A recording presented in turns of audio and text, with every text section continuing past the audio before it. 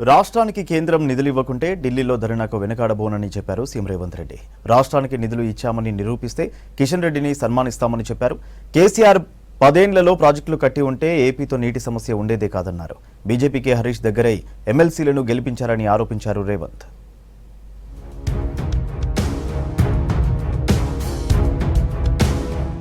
తనకు రాష్ట్ర ప్రయోజనాలే ముఖ్యమని, కేంద్రం నిధులు ఇవ్వకుంటే అవసరమైతే ఢిల్లీలో ఆమరణ దీక్షకైన సిద్ధమన్నారు ముఖ్యమంత్రి రేవంత్ రెడ్డి. రాష్ట్ర ప్రయోజనాల కోసం 36 సార్లు కాదు 99 సార్లైనా ఢిల్లీ వెళ్తానని చెప్పారు.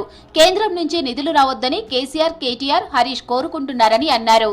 రాష్ట్రంలో రైతులు బాధపడుతుంటే ఈ ముగ్గురు తీన్మార్ డాన్సులు చేస్తున్నారని విమర్శించారు. కేసీఆర్ ను బండకేసి కొట్టిందే తానన్నారు. కేటీఆర్ మాట్లాడితే స్టేచరా అంటున్నారని, డ్రగ్స్ పార్టీలో దొరకడం స్టేచరా అని ప్రశ్నించారు. ఫామ్ హౌస్ లో కూర్చొని మందు తాగడం స్టేచరా అని నిలదీశారు. మీడియాతో చిట్చాట్ లో చాలా విషయాలపై స్పందించారు సీఎం.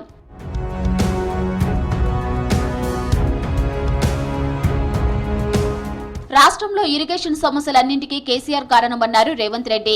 ప్రగతి భవన్ కు జగన్ ను పిలిచి పంచపక్ష పరమాన్నాలు పెట్టింది కేసీఆర్ కాదా అన్నారు. రోజమ్మ చేపల పులుసు తిని ఇరిగేషన్ సమస్యలు తెచ్చిపెట్టారని ఆరోపించారు.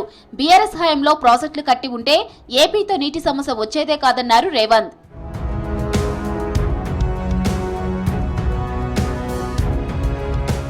ఎమ్మెల్సీ ఎన్నికల్లో హరీష్ రావు దగ్గరుండి బీజేపీకి ఓట్లేయించారన్నారు సీఎం. అందుకే కాంగ్రెస్ అభ్యర్థులు ఓడిపోయారని అన్నారు. బీఆర్ఎస్ పార్టీతో రాష్ట్రానికి సంబంధం లేదన్న సీఎం, ఎన్నికల్లో పోటీ చేయని పార్టీకి ఏం సంబంధమన్నారు. తాము చేపట్టిన కులగణన సత్ఫలితాలనిచ్చిందన్నారు రేవంత్ రెడ్డి. అన్ని పార్టీలు బీసీలకు ప్రాధాన్యం ఇస్తున్నాయి అనేందుకు ఎమ్మెల్సీ అభ్యర్థుల ఎంపికే నిదర్శనమని చెప్పారు.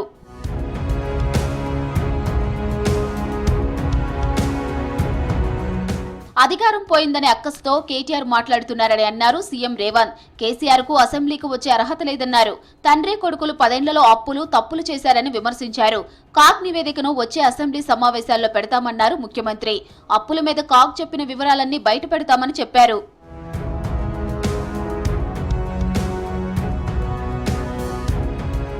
మెట్రో తానే తెచ్చానని అంటున్న కిషన్ రెడ్డినే నిధులు అడుగుతున్నామన్నారు రేవంత్ రెడ్డి. నేషనల్ హైవే భూసేకరణకు అడ్డుపడుతున్నది ఈటెల రాజేందర్ కాదా అని నిలదీశారు.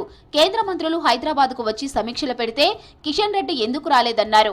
కేసీఆర్ బాధపడతారనే కిషన్ రెడ్డి రాలేదా అని ప్రశ్నించారు. ఇతర రాష్ట్రాలకు వచ్చిన ప్రాజెక్టులు తెలంగాణకు ఎందుకు రావటం లేదని ప్రశ్నించారు.